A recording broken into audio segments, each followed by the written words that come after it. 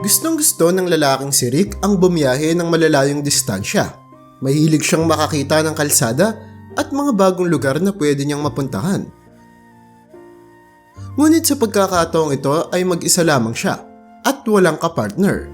Ang dati niya kasing katrabaho ay palagi na lamang nagkakasakit at ngayon ay hindi na naman nakasama sa biyahe.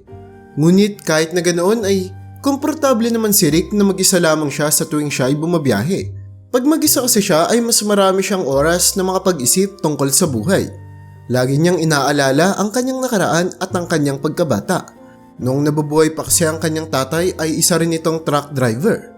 Ang tatay niya ang responsable sa pagpapadala ng mga pagkain sa iba't ibang bahagi ng bansa. Nang dahil sa trabaho niyang ito ay nakasalamuha na siya ng napakaraming mga tao. Ngunit sa isang napakamalas na pagkakataon ay hindi mabuting tao ang nakasalamuha ng kanyang tatay. Nagkaroon kasi siya ng engkwentro sa mga bandito na kung saan ay nagawang ma-ambush ang dinadrive nitong truck hanggang sa umabot na nga na napaalis nila mismo ang tatay ni Rick palabas ng sasakyan at dito ay walang awa siyang pinaputukan. Pagkatapos ay ninakaw ang truck at ang mga laman nitong pagkain habang tumatakas sa pinangyarihan ng krimen. Noong mga pagkakataong nangyari ang terribleng insidenteng ito ay 5 taong gulang pa lamang si Rick. Ngunit sa buong buhay niya ay tandang-tanda niya pa rin kung paanong umiyak ang kanyang ina nang malaman nito ang nangyari sa kanyang asawa. Dahil nga sa sobrang bata pa si Rick ay wala siyang maintindihan sa mga nangyayari. Hindi niya maintindihan kung bakit gabi-gabing umiiyak ang kanyang ina at hindi niya rin maintindihan kung gaano kahirap para sa nanay niya ang palakihin siya ng mag-isa. Mabuti na lamang at nandoon ang kanyang lolo para tulungan sila na kung saan ay lagi siyang kinukuha nito tuwing sasapit na ang weekends at pinapapunta sa kanilang bahay. Mahal ng batang si Rick ang kanyang lolo na si Peter. Si Peter kasi na kanyang lolo ay isang istrikto at seryosong tao pero sa katunayan niyan ay may mabuti itong kalooban at talaga namang patas sa lahat.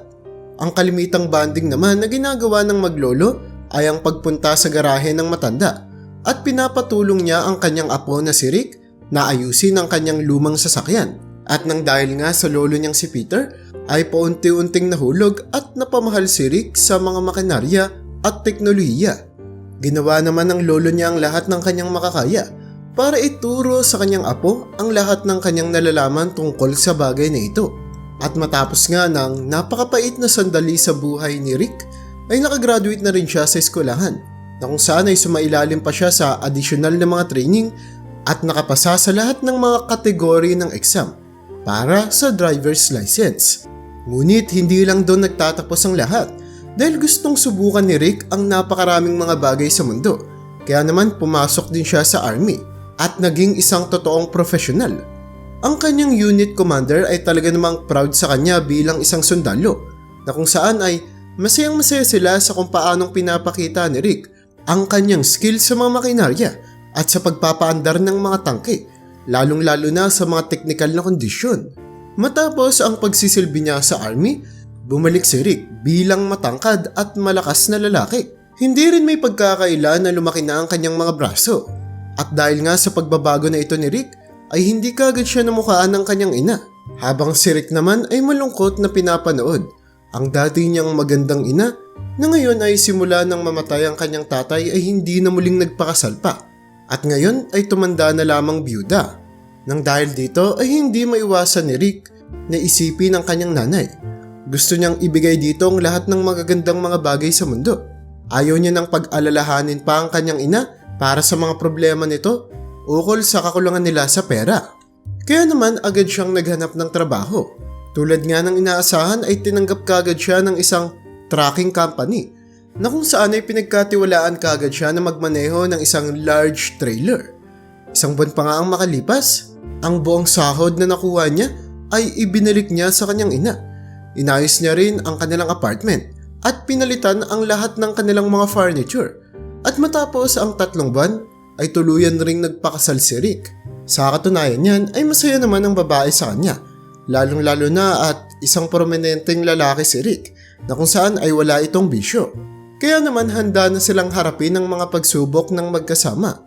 Hindi na nga rin pa nagkaroon ng pagkakataon si Rick na baguhin ang kanyang desisyon at natagpuan na lamang niya ang kanyang sarili na nasa isang wedding ceremony. Pero ang kanyang babaeng asawa na si Julia ay tila ba mas mabilis kaysa sa ibang mga babaeng nakilala ni Rick. Matapos kasi ang kanilang kasal, nakahanap agad ito ng isang apartment na pwede nilang rentahan na kung saan ay pwede nilang mabili ito ng buo kung kikita lamang ang kanyang asawa ng mas malaki. At ganoon nga ang ginawa ni Rick. Nagsimula ng kumita ng malaki si Rick na kung saan nagawa niya ito sa pamamagitan ng pagkuha niya ng extra pang mga biyahe. Kaya naman pamalagi ang wala sa bahay ang lalaki na kung saan ay naiiwan niya lamang si Julia ng mag-isa sa loob ng mahabang panahon. Habang nagtatrabaho si Rick ay lagi siyang kinakausap ng kanyang partner at winawarningan siya nito ng paulit-ulit sa kung paanong hindi magtatapos ng maganda ang relasyon nilang mag-asawa. Pero ay sinasabi ko sa'yo, yung ganyang relasyon nyo, lagi kang wala sa bahay nyo, tapos naiiwan siyang mag-isa sa loob ng mahabang panahon sa inyo. Nako pre, delikado yan. Marami na akong nakilalang ganyan. Pustahan tayo. Bukas sa makalawa maghihiwalay din kayo kapag may nalaman ka. Babala ng kanyang katrabaho. Ngunit hindi naman ito sumasagi sa isip ng lalaking si Rick. Hanggang sa tuluyan nga itong nangyari. Isang araw nang makabalik na si Rick sa kanilang bahay, ay nakita niya ang kanyang asawa, nakayakap ang isang lalaki. At bilang hindi naman iskandalosong lalaki si Rick, ay nakipaghiwalay siya sa kanyang asawa. Kinuha niya ang kanyang mga gamit at bumalik sa kanyang ina. Hindi naman nakaramdam ng sobrang pag-aalala ang ina niya sa kanya. Dahil napapansin naman ito na hindi naman masyadong mahal ng anak niya ang dati nitong asawa. Pero sa katunayan niyan ay hindi alam ng nanay ni Rick kung paanong nahihirapan ang anak niya sa panlolokong ginawa ng asawa nito sa kanya. At hindi pa rin mawala sa isip ni Rick na sana'y magbago ang isip ng asawa niyang si Julia at makita nito ang mga mali niyang ginawa. At pagkatapos ay babalik ito sa kanya upang manghingi ng tawad. Sa ganitong paraan kasi, iniisip ni Rick na babalik na ulit sa normal ang kanilang buhay. Ngunit, hindi ito ang nais ng tadhana para sa kanya. Hindi na kasi muli pang nagpakita sa kanya si Julia at umalis na ito papunta sa isang malaking syudad. Ngunit hindi lamang daw nagtatapos ang istorya ng babaeng si Julia dahil nagpakasal ito sa isang mayaman na businessman. Talaga namang matalino siyang babae at hindi niya gustong magsayang pa ng oras. Habang si Rick naman na nagdadalmahati pa rin sa ginawang panloloko sa kanya ay pinagpatuloy na lamang ang kanyang buhay. Sa mga normal na araw ay minamaneho niya ang kanyang trailer, pero pagsasapit naman ang weekends ay nagpapahinga siya at tinutulungan ang kanyang ina sa mga gawaing bahay. At ngayong araw nga habang siya ay bumabiyahe ay hindi niya maiwasang isipin kung paanong uuwi siya kinagabihan sa kanilang bahay at kakain ng napakasarap na hapunan sa isang kalmadong kapaligiran kasama ang kanyang ina. Ang lalaki kasing si Rick ay nagmamaneho ng buong araw hanggang sa tuluyan na ngang gumabi at halos wala na nga siyang nakakasabay na mga sasakyan sa highway na dinadaanan niya. Pero noong gabing ito, mula sa malayo ay may napansin si Rick na tila ba isang kakaibang hugis na nababalot ng kadiliman. Isa itong babae na nakatayo sa gilid ng kalsada na umaasang may sasakyan na pwedeng magpasakay sa kanya. Agad na inapakan ni Rick ang kanyang preno. Iniisip niya na napakadilim na ng gabi at hindi kaya ng konsensya niya na hayaan na lamang ang isang tao na nasa gilid ng kalsada sa ganitong kadilim na lugar. At laking gulat niya na ang babae palang nakita niya mula sa malayo ay isang madre. Nang huminto nga si Rick, ay agad na umakyat ang madre papunta sa passenger seat ni Rick. Binati siya nito at inaayos ang kanyang sarili at buong pusong nagpasalamat para sa kabutihan ni Rick sa kanya. Maraming salamat talaga sa kabutihan mo. Hindi ko to malilimutan. Habang si Rick naman na napatingin sa madre ay iniisip kung gaano kagandang babae ang nasa harapan niya. Meron kasi itong malaki at kulay green na mga mata habang nakatitig ito sa kanya. Talaga namang ang ganitong mga mata ay sa mga prinsesa sa cartoons mo lamang mapapanood. Alam mo, maraming salamat talaga. Sa katunayan niyan ay hindi ko rin alam ang gagawin ko. Sobrang bilis na dumilim ng paligid. At pagkatapos ay wala pa akong kasama. Sa katunayan niyan ay natatakot talaga ako na baka maatake ako ng mga asong lobo. Pag-aalalang saad ng babae. Tumitig naman sa kanya si Rick at dumiretso ang tingin na para bang pinapakita niya na isa siyang truck driver na marami ng experience sa kalsada. Alam mo miss, sa panahon natin ngayon, hindi ka na dapat matakot pa sa mga asong lobo, pero dapat kang matakot sa mga tao. Napakarami ng mga kriminal ang naglalakad dito na mas mababangis pa sa ganong mga hayop. Nang sabihin ito ng lalaking si Rick, ay halos mamula siya sa kahihiyan at naisip niya sa kanyang sarili na kailangan ko talagang magsalita na parang isa akong matandang lalaki. Kasi kung hindi, baka matakot ko tong madre na to. Pero sa katunayan niyan ay hindi naman natatakot o napapahiya ang madre sa kanyang tabi. Di nga kalaunan ay napansin na ni Rick na sweet at madali lamang kausap ang babae. Hindi katulad sa mga naiisip niyang madre na lagi niyang napapanood sa mga palabas na kung saan ay lagi lamang itong seryoso at istrikto sa mga bagay-bagay habang naglilingkod sa monasteryo. Bago nga pala ang lahat, ang pangalan ko ay Maria. Pagpapakilala ng madre sa lalaki. At pagkatapos ay sinimulan na nitong magtanong ng kung ano-anong mga tanong kay Rick tungkol sa kanyang trabaho. Masaya namang sinasagot ng lalaki ang mga katanungan ng madre hanggang sa ang kanilang pag-uusap ay lalo lamang na lumalim. Ikaw ba? Saan ka ba pupunta? Pagtatanong ni Rick sa kanya. Ngumiti naman si Maria at sumagot. Huwag kang mag-alala, parehang direksyon tayo papunta. At huwag mo na akong tawaging madre. Umalis na ako dun. Hindi na ako babalik sa ministeryong yun. Laking gulat ni Rick sa sinabi ng babae sa kanya. Bakit nakasuot ka pa rin ng ganyan? Pagtatakang tanong niya. Kasi wala naman akong ibang damit sa ministeryo. Wala namang moldo na pwede kong pagbilhan ng mga damit. Kaya ganito na lang akong umalis. Tumawa si Maria at sumeryoso ang mukha sabay dagdag ng kailangan kong makita yung tatay ko sa huling pagkakataon kasi malapit na siyang mamatay at gusto kong humingi ng patawad sa kanya. Hindi naman ako pinigilan ng head namin. Sa katunayan niyan ay hinayaan niya lamang kong umalis sa ministeryo. Pinagbigyan niya akong lakbayin yung mundo. Matapos itong sabihin ni Maria ay kinuwento niya naman kay Rick ang kanyang malungkot na istorya. Lumalabas kasi na ang tatay ng babae ay isang mayamang businessman na kung saan ay kilala ito lalong-lalo na sa mundo ng mga negosyante. Habang ang kanyang ina naman ang nagsasaayos ng kanilang bahay at nag-aalaga sa kanya. Patuloy lamang na umandar ang kanilang buhay habang ang kanyang mga magulang naman ay talaga namang nagmamahalan. Hanggang sa nangyari na nga ang isang terribleng dilubyo sa kanilang pamilya. Ang nanay kasi ni Maria na isang masiyahing babae at mapagmahal ay na-diagnose ng sakit na cancer. Namatay ito 6 na buwan nang makalipas. Kaya naman ang tatay niya na talaga namang nandilim na ang paningin dahil sa pagdurusa at kalungkutan ay niyakap ng mahigpit ang kabaong ng kanyang nanay sa burol nito at malakas na umiyak. At nang makita na nga ni Maria na paunti-unting binababa ang kabaong ng nanay niya papunta sa huling hantungan nito ay halos mahimatay siya sa kanyang mga nasaksihan. Tila ba'y nawala na siya ng pag-asa sa buhay. Isa ito sa pinakamahirap na pagkakataon at panahon sa buhay ng batang si Maria. Araw-araw kasi simula noon ay nalulung sa pag-inom ng alak ang kanyang tatay na kung saan ay hindi na nga ito halos lumalabas pa sa opisina niya habang si Maria naman ay nagpapakalat-kalat lamang sa loob ng kanilang bahay ng mag-isa. Pero sa kabutihang palad naman ay nilakasan ng tatay niya ang kanyang kalooban at muli ay nanumbalik ito sa normal. Pero mas subsob na ito sa trabaho kaysa noong nabubuhay pa ang nanay niya. Ngunit sa hindi inaasahang pagkakataon ay nag-asawa ulit ang kanyang tatay at nagpakasal. Dinala nila sa bahay ang babae na kung saan ay laking gulat ni Maria na ang babaeng ito ay kamukhang-kamukha ng kanyang namatay na nanay.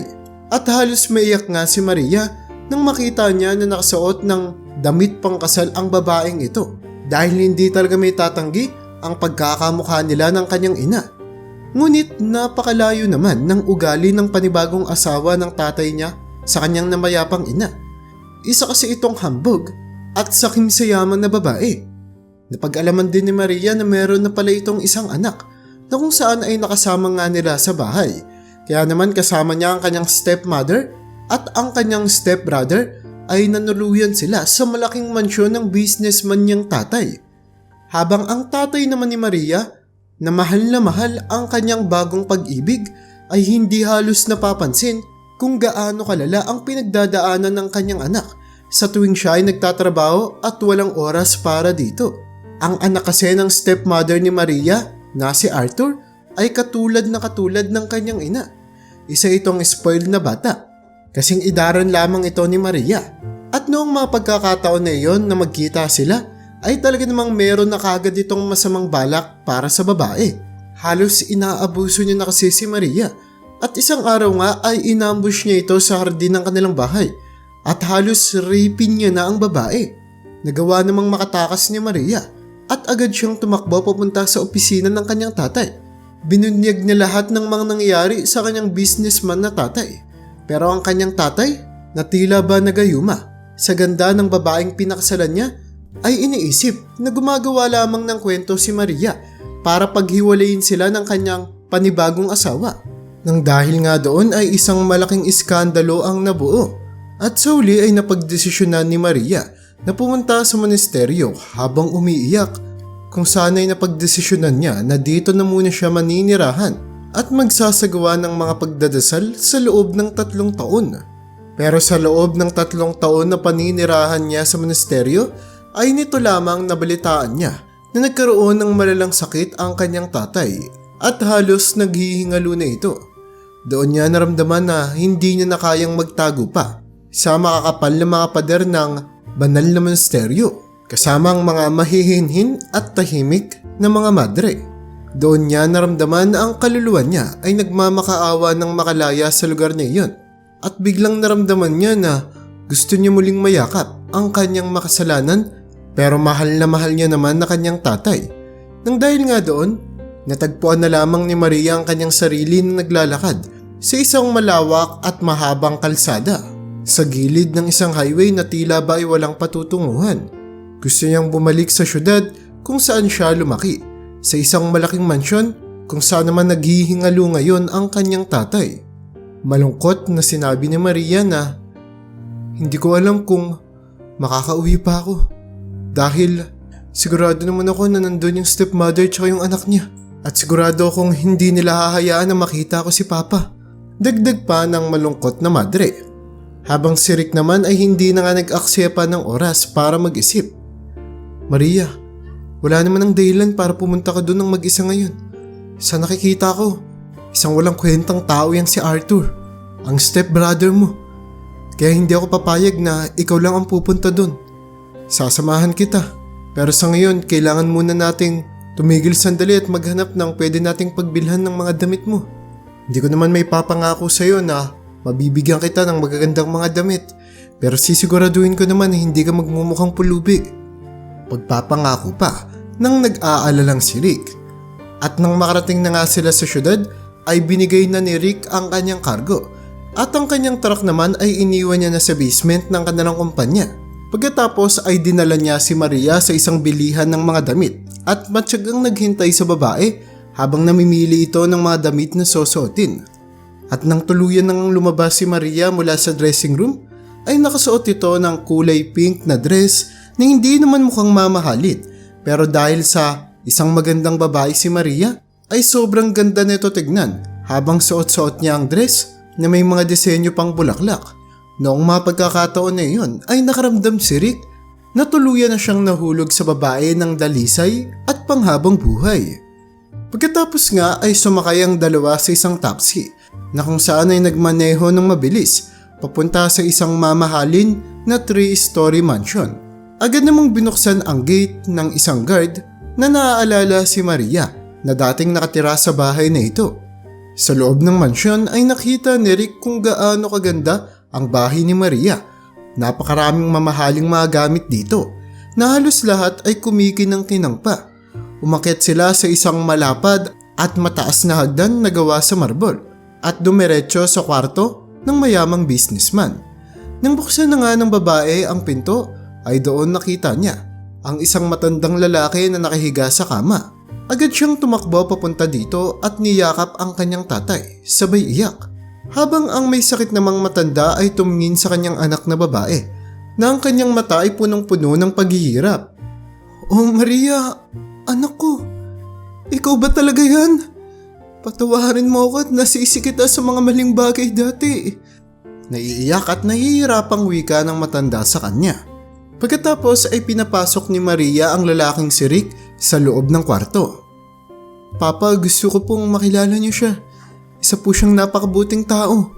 Iniangat naman ng nanghihinang matanda ang kanyang nanginginig-nginig pang mga kamay papunta kay Rick. Ako si Maxwell Johnson. Kinagagalak kong makilala ka at lalong ikinagagalak kong makitang kasama mo ang anak ko. Nagkamaya ng dalawang lalaki, pero sa pagkakataong ito ay biglang bumukas ng malaki ang pinto ng kwarto ng mayamang lalaki at mayroong isang boses ng babae ang maririnig na sumisigaw. Darling, gumising ka dyan. Dumating na ang notary. Andiyan na rin ang abogado. Hindi mo naman siguro gustong iwan ang asawa mo nang wala kang pinapamana, di ba? Isang matangkad na anino ng babae ang pumasok sa pinto. Kasama niya ang isa pang lalaki na nakasuot naman ng business suit at isa pang mas batang lalaki na nakasuot naman ng maliwanag na t-shirt.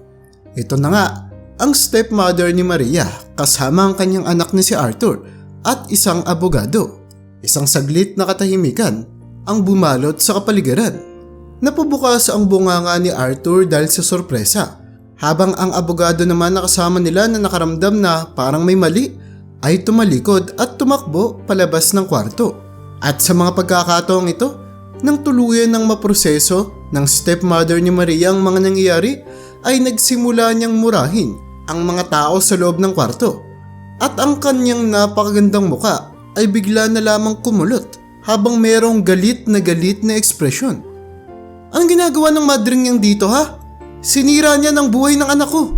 Ngayon, pupunta siya dito sa bahay ko? Hambog na saad nito. Bumulong naman si Maria ng tahimik. Hindi mo naman bahay to. Bahay to ng mga magulang ko. Pagkatapos ay dahan-dahan na lumapit si Rick sa babae at malumani itong nagsalita. Inaabisuhan ko po kayo na umalis na lang po kayo dito.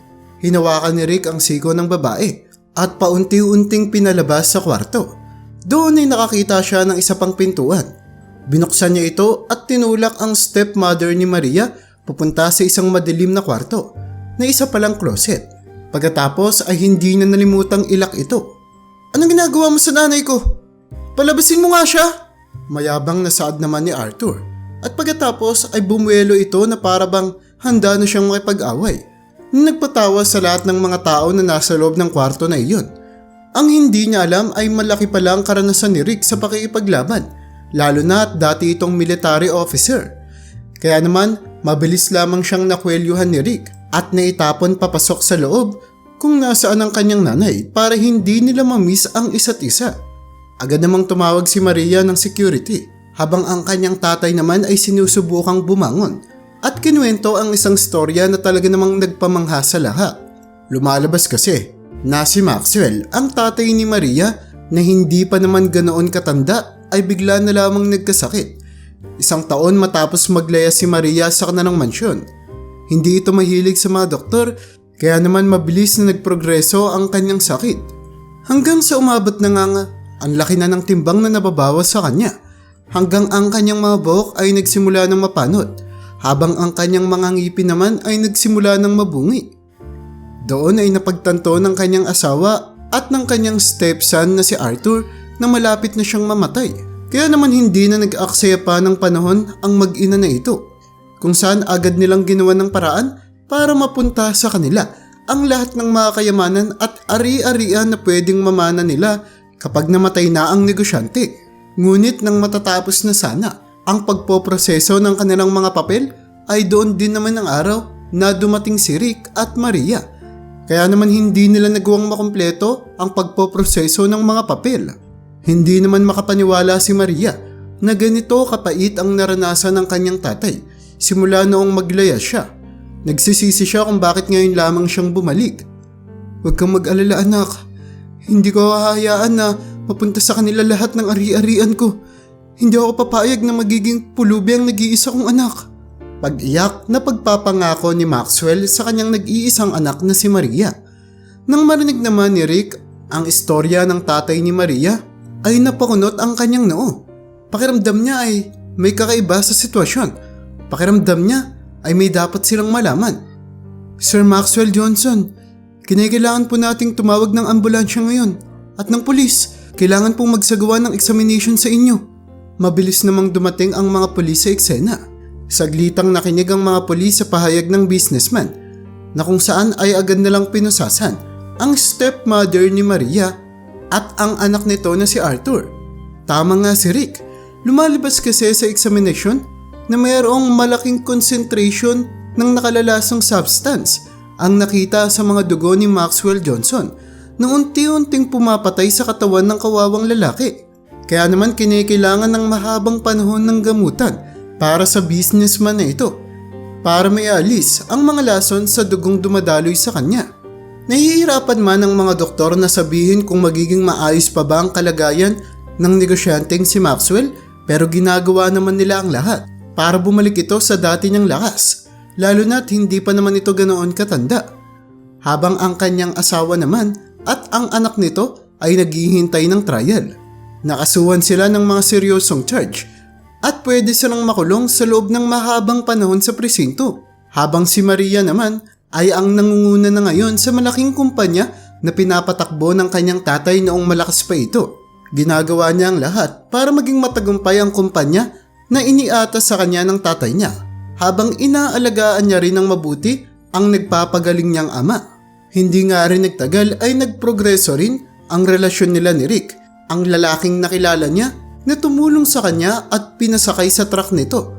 Ang lalaking binigyan siya ng buong tiwala sa kabila ng hindi naman sila magkakilala. At sa sumunod pang mga taon ay nag-file sila ng application para sa marriage registration habang hinahanda na nila ang papalapit nilang kasal. Proud naman si Maxwell Johnson para sa kanyang son-in-law na si Rick. Kaya naman, sa tulong ng kanyang yaman ay nagpadala siya ng imbitasyon sa lahat ng malalaking mga tao sa buong panig ng bansa para sa darating na kasal ng kanyang anak at minamahal niyang son-in-law.